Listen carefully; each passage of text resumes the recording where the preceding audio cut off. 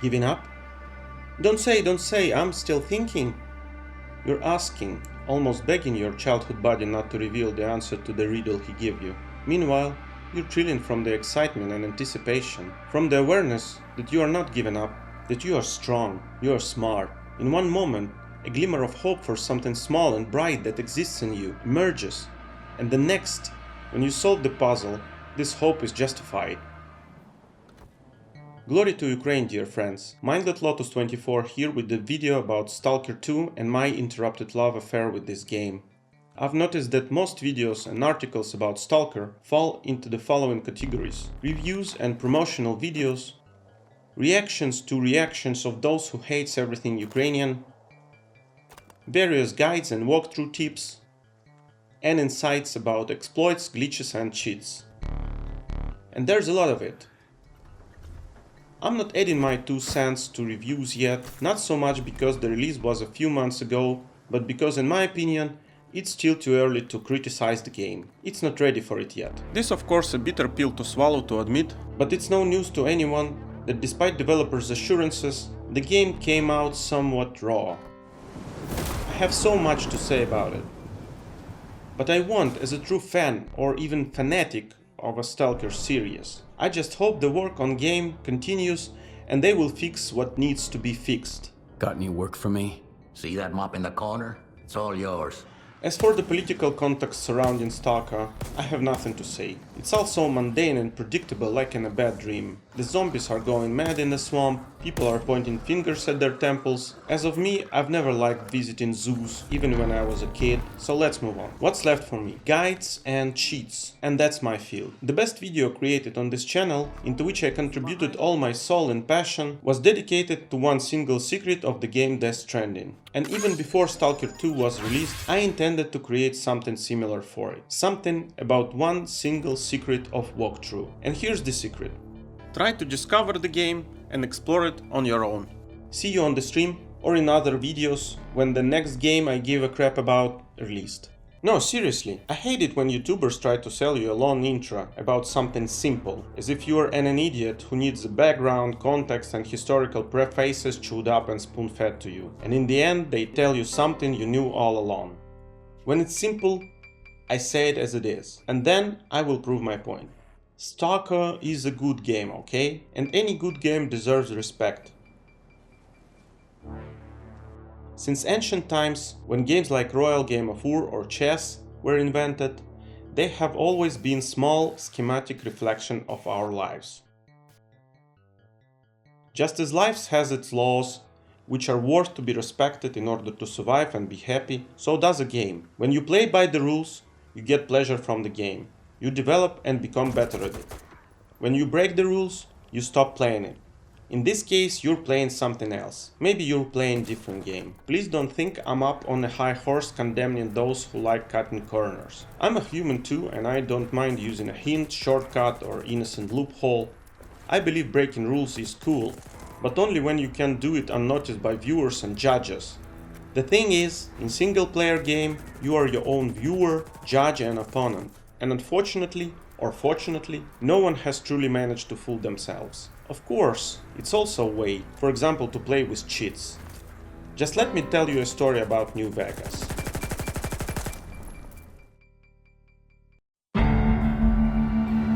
I was a young and dull guy thrown in the Mojave Desert with my equally wild and inexperienced girlfriend named Cass. We were wild, in love with each other and our .357 caliber carbines, completely drunk and extremely happy. On a hot day we reached a small but very interesting town called Primm. It had everything we needed at a time. A bar counter and a private room with a bed. The only problem was that we had to pay for the whiskey and the room, and our already small supply of sarsaparilla caps was quickly running out. This was when I first noticed the blackjack table in the casino where we had been getting wasted for who knows how many days. Why not to give it a try? If we won, it would delay the need to sober up and trek through the desert hunting wild bramming.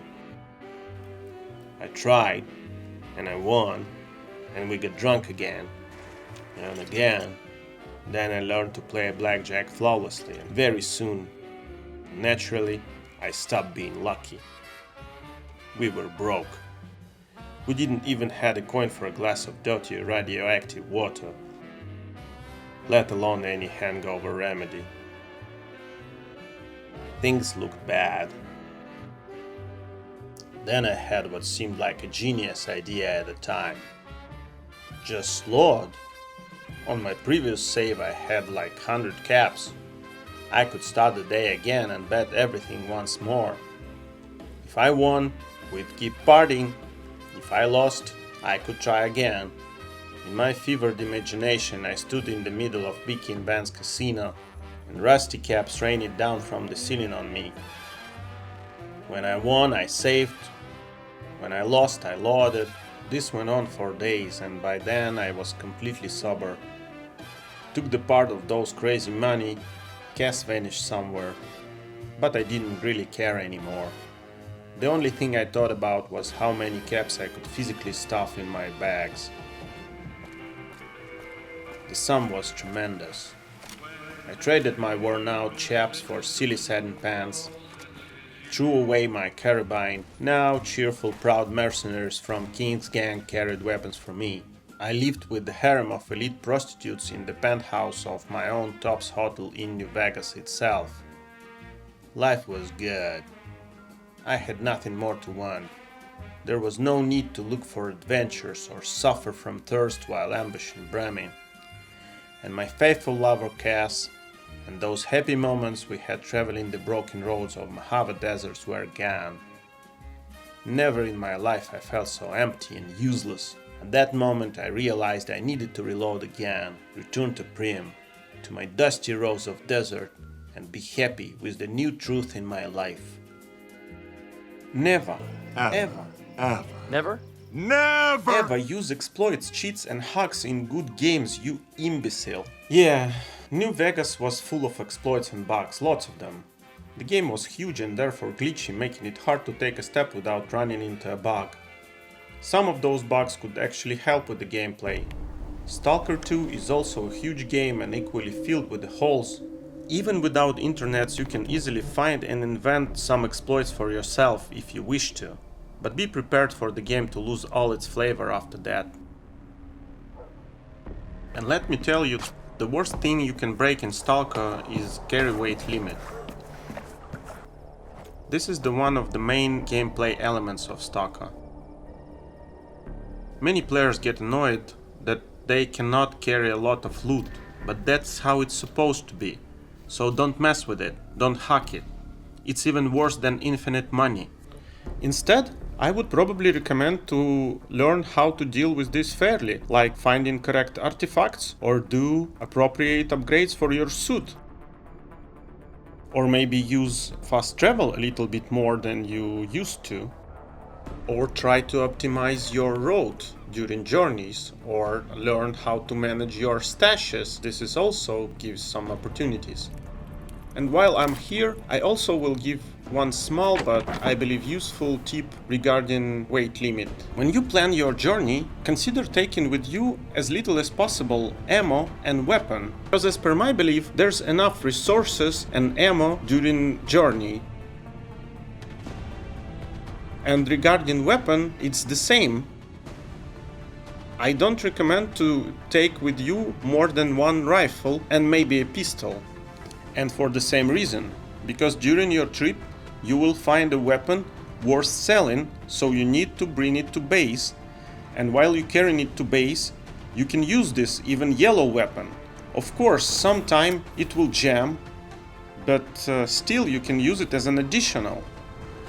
And this will save you some money, because you will need to maintain your build equipment a little less. At some point you will loot some new weapon, and you cannot know which new weapon it will be, so you don't need to take some extra ammo with you. All looted new weapon will be fully loaded, so you can use it for a while, and I recommend to use it till it will be worn out and only then sell. This will allow you to save some money to maintain your main build weapon, and you will need this money on the late stages, especially on the veteran difficulty. Of course, when you go into main quest, you might want to take a little bit more ammo and weapon and resources, because main quest can be quite long and tough. But again, be careful, because you might be rewarded with even more loot and more artifacts, so you will need to store them somewhere. And now I want to talk about walkthrough guides, tips and tricks, and metagaming in general. As for me, I love challenge, and thankfully it's quite difficult to find a good loot in Stalker. At times, impossible difficult. And to be honest, some puzzle design really leave much to be desired. Some are clearly intended for community interaction. They are that hard to figure out on your own. And I'll be honest, I had to look up one of those puzzles myself, because I was really tired of attempts to try to solve it on my own. As it turned out, there was little chance of solving it without the help of kind people who had already passed that place. I returned to the place 4 times, searched literally every inch of the location. I did what I could, but still was not able to solve this mystery. And this appeared, the code for the safe with no hints or logical reasons was on a completely different location without any clues about what it was for. This was madness. But it's important to know that there are few such places in Stalker. If there's a puzzle, it usually opens with tools available within a step's reach. Believe me. And even if you couldn't solve something and decide to give up looking up for a solution on the internet, it's not the same as, for example, googling metal loot at the beginning of the game and frantically running to find it according to the instructions. Not because someone will judge you for it, but because you'll kill the game for yourself. Better don't do it. Don't give up.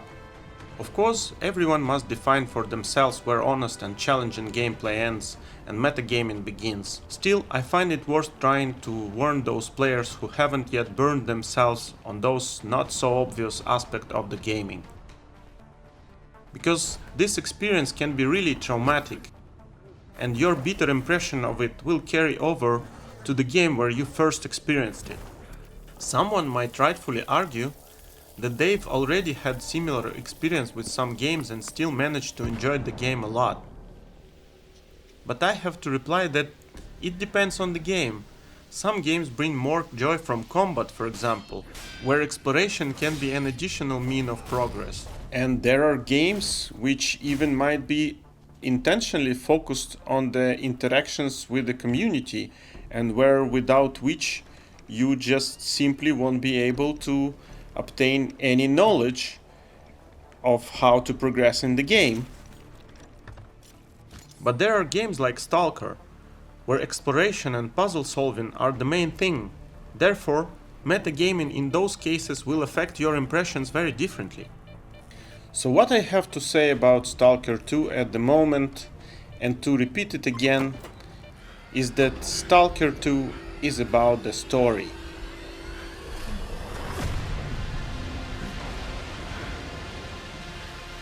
But not only. Stalker 2 is about the combat. But not at the first place. Stalker 2 is about an immersion. But every good game should be about an immersion, by default. But for me, first and foremost, Stalker 2 is about puzzles and heuristic pleasure of solving them. So make Stalker 2 yourself and don't let anyone steal the joy of playing it. As for me, when the developers fixed the bugs that broke my main playthrough, I promised to make a proper video with tips and hints that might help someone but won't ruin the fun of exploring on your own. Thank you for watching.